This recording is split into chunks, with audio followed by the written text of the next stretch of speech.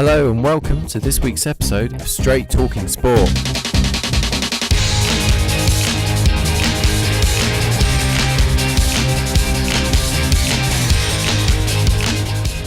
Joining me today, John Winchester. Hello. And Grant Elliott. Hello. And today we'll be discussing Andre Mariner's shocking decision at the weekend in the Arsenal-Chelsea game, Wayne Rooney's wonder goal at West Ham, and Andy Murray splitting from his coach Ivan Lendl. So we'll get straight into it. Andre Mariner had a bit of a shocker at the weekend. Oxlade-Chamberlain appeared to have handled the ball, initially preventing a Chelsea goal. It turns out Andre Mariner decided to send off Kieran Gibbs. What did we make of that?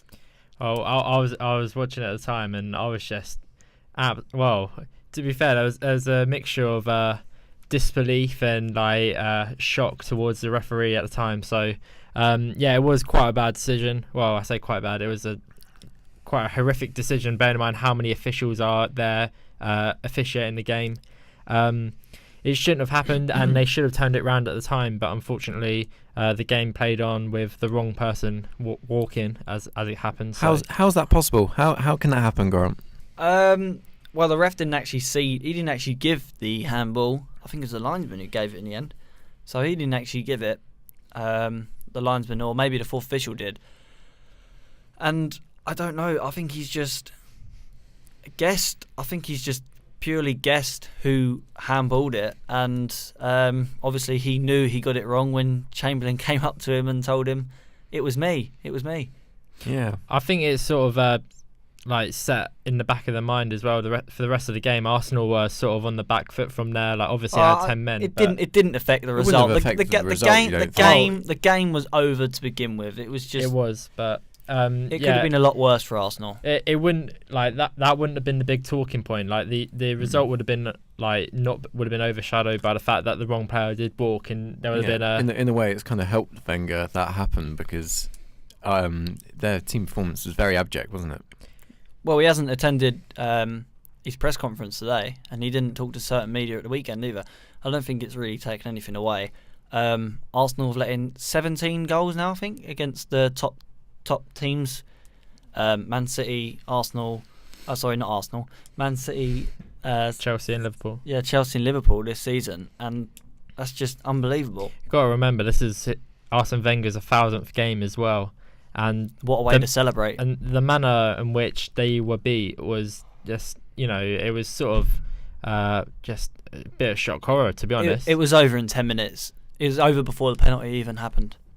Was anyone else a bit surprised how destructive Chelsea were? Because a lot of the criticism they've received this season has been when they've taken the lead, they've just kind of sat back and waited for the teams to attack them. But they really took the incentive this week and really went after Arsenal. I think it was all to do with Arsenal's tactics as well. Most teams, when they go to Stamford Bridge, no matter who you are, you go there and for the first half hour, you mark tight. You stay tight as a unit. Don't let the Chelsea get in between defence and midfield, and make sure that you're keeping it level and that you're in control of the game as much as you can. Because when what Arsenal did at the weekend, you're just going to get destroyed. They tried playing open football and trying to take the game to them, and I think they should have just shut up shop for the first 20-30 minutes. Chelsea just nicked it in midfield and just pounced on the counter-attack. I remember Eto's goal as well. I think it might have been Gibbs, the defender, who he cut inside of. Just made no real effort to get back in and block the shot. It was very weak defending. And then the same thing happened again with Andre Schürrle's goal. It was almost like a repeat. I think that the substitutions as well, they happened way too late. They happened after half time. They should have happened on 20 minutes when they're 2-3-0 down and they're on 10 men. Flamini should have come on a lot earlier than he did in the end. But it was all about trying to keep the score down in the end. Yeah, and even once they settled down 4-0 at half time, they still let in 2 more. So it was a rout at Stamford Bridge. Well, I mean, for me, I never really considered Arsenal that strong title contenders anyway, but does this completely rule them out now? I'd say so. I think they're 6 points off of Chelsea now. Yeah, they're quite a long way away, and Man City are ahead of them, and they have 2 games on Arsenal. And the way Liverpool are playing and Man City are picking up points. Yeah, I'd say that they lost to Stoke and now they've lost to Chelsea, and the 8 games to go. It's not going to happen. But they're still in the FA Cup, so the season's not over yet. And as long as they can sort of get to the end of the season with that trophy and maybe a top 4, then that could still be considered a success for us. I think Arsenal can be happy with this season. It's an improvement. They're 9 points better off now than what they was last season. And people are talking about Spurs' win yesterday, that maybe they got a chance to finish in the top 4. You can't talk. I don't know what people are talking about. Arsenal have got 4th place now down this season without going into the last game like they did last year. I think that as well. The top 3 teams ahead of Arsenal still have to play each other in one form or another. So there's still points to taken up, but whether they can win is quite a big ask for them now. Is anyone else watching Mourinho in his interviews and just saying, just accept and admit that you are in the title race and you are among the favourites? It's strange when he's trying to play it down. When a lot of people are saying that they're favourites. I think it's so odd. I think it's quite frustrating. I know it's obvious what they're trying to do. They kind of put the pressure on each other. Well, it's trying to be mind games. Yeah, but at the same time, they're at the top of the table. Of course, they're among the favourites. Well, just got to remember as well, this is their transitional year, and Mourinho saying that they're going for the title next year.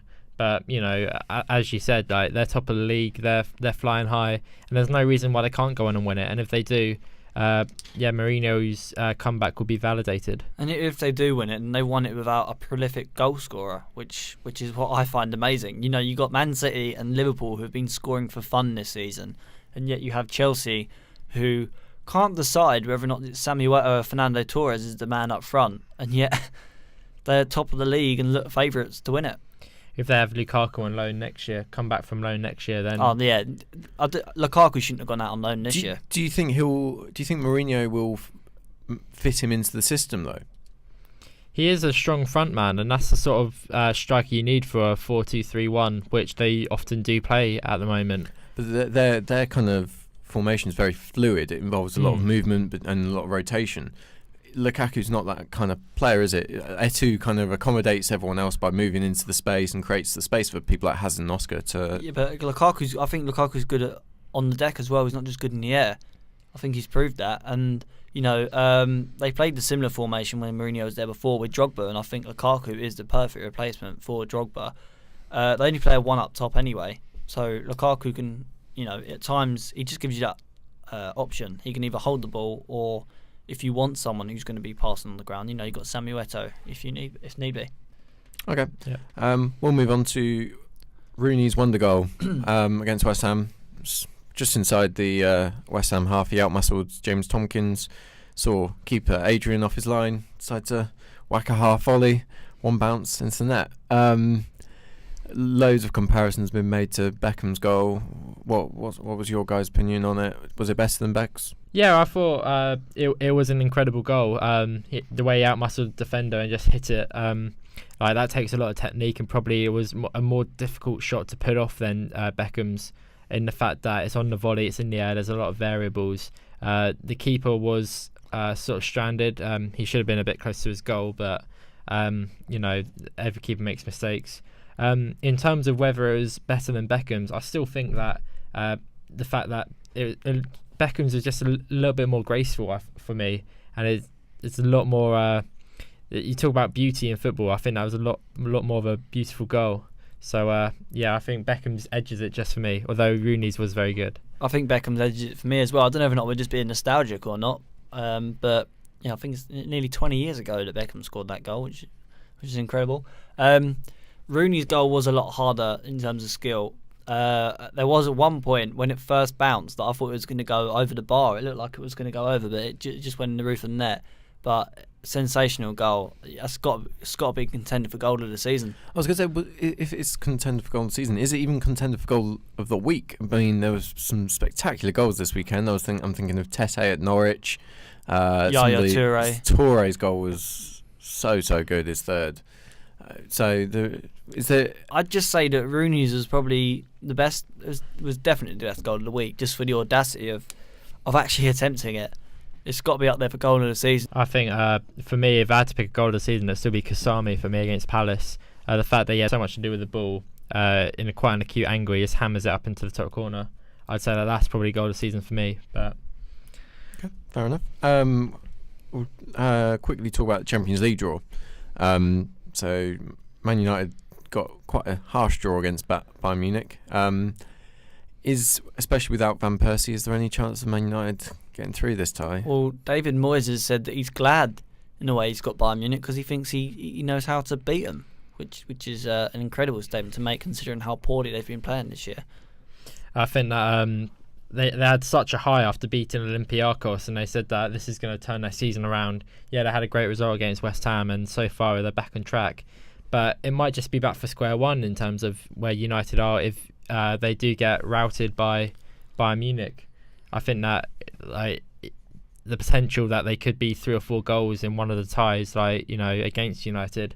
But if they carry on this form that they've got in the last few games, then anything's possible in football. So I think I'm not sure it could be. I think it could have been worse.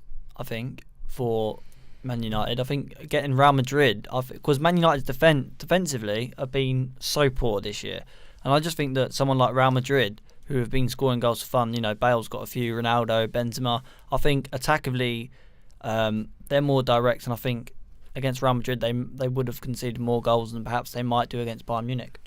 Bayern Munich are all round though, aren't they?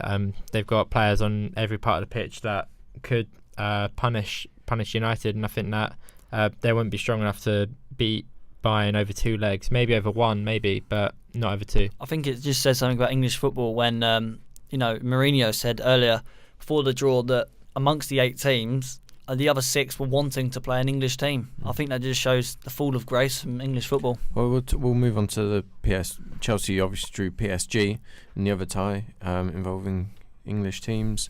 Is that a tie that Chelsea can come through a bit more comfortably, possibly, than Man United? It's a lot more. It's not as clear cut between the United Bayern Munich for me.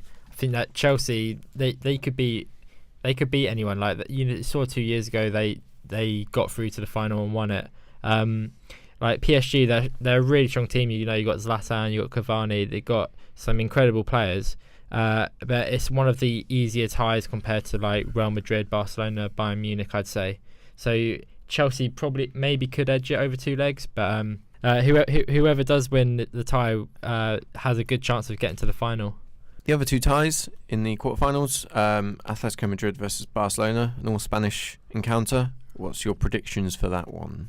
That's interesting one because Atletico have obviously flying high and in La Liga, and that they're actually on par this season with Real Madrid and Barcelona are, which is just incredible to me. But I think Barcelona might edge it in terms of experience in Europe. Yeah, they definitely got a lot of experience. I think that Atletico, if they could somehow beat Barcelona, they could go all the way. But in terms of actually getting past Barcelona, I think that they're too strong at the moment. So even though Atletico are top of the league, and they need to slip up to lose La Liga, if they win every game they'll go through obviously. But I think that Barcelona will be too strong. So that leaves Real Madrid versus Dortmund, a replay of the semi-final from last year. Real Madrid will be looking for revenge, won't they? Well, yeah, they will be. To be honest, I think Real Madrid will be very happy with this tie because apart from Man United, you'd say that Dortmund was the next easiest team to play. They're well out of the title race in the Bundesliga. Bayern Munich are storming ahead. I think they're like nearly 30 points off of Bayern. Dortmund just don't look as strong this year. I don't know what it is. I don't know if it's because Mario Götze is not there, but they just don't. Have had quite a large impact. They just don't look as strong. And Lewandowski, he's scoring goals. Don't get me wrong, but he just doesn't look the same player as what he did last year. I think he's just thinking about his future. Yeah, I think that the way Real Madrid have dismantled some teams, and you've got Ronaldo, Benzema, Bale, and Di Maria. There's 4 incredible players there, and I think that they will over 2 legs outmuscle Dortmund. Although, to be fair, we actually thought that last year, though. Everyone thought that Real Madrid would over 2 legs would defeat Dortmund, so can't rule them out. Can lightning strike twice? We'll have to see. Okay. Finally, we'll talk a little bit about tennis. Obviously, news broke last week that Andy Murray would be splitting from his coach Ivan Lendl. Bit of a shock, really. No one really saw this coming. Will this affect his chances of winning a major this year? Well, obviously, I think it will affect his chances. It was a bit out of the blue. I don't think anyone expected it. I'm not sure if or not it will affect. It's difficult. It's an awkward one. I don't know. It all depends who he brings in to replace him. But for me, it's obviously going to affect his overall play. Yeah, definitely in the short term. I don't think he'll win the French Open or Wimbledon for sure, because I think that there'll be a quite a harsh transition for him, being with someone that he's won 2 Grand Slams with, and that's such a steep curve in his life to go from just little success to quite a hefty amount of success in like a short amount of time. So it'll be a transitional year for him, I reckon, and next year he'll be back in the frame, but for now he'll just focus on getting a couple of decent results. So it was Lendl that took Murray that extra step forward into bringing those major successes. And do you think the next step for him is to now be a bit more consistent in these major championships, maybe reaching the... Do you think it's possible for Murray to reach the heights of Federer and Nadal and winning maybe 1 or 2 consistently over the next few years? Potentially, he's got it. Potential-wise, he has. But I think that's a strange one, because on his day, Andy Murray can beat anyone. I think we've seen that in the past. But it's strange because you wouldn't quite put him in the same class as Djokovic, Nadal and Federer. He's sort of like on the outside looking in, because he hasn't performed consistently in the Grand Slam tournaments. He hasn't consistently won 2 titles in a row. He's only won 2 titles overall at the moment, but he's still got a few years left in him, obviously, and it just remains to be seen whether or not he can win them consecutively. Yeah, I think these next 2 years are crucial for him, because he's won the US Open in 2012, he's won Wimbledon last year, and the next 2 years, like, he may not win anything this year because of his managerial and training and coach changes. Yeah, I don't think he's looked quite the same player so far this year. Since back surgery. No.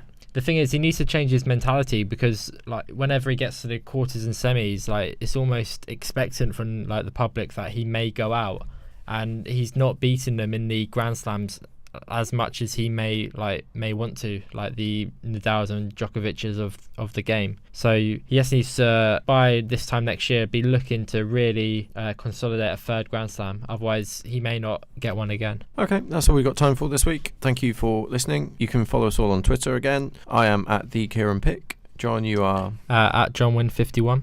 Grant, you are at GD93. You can always contact us on straighttalkingsport@gmail.com.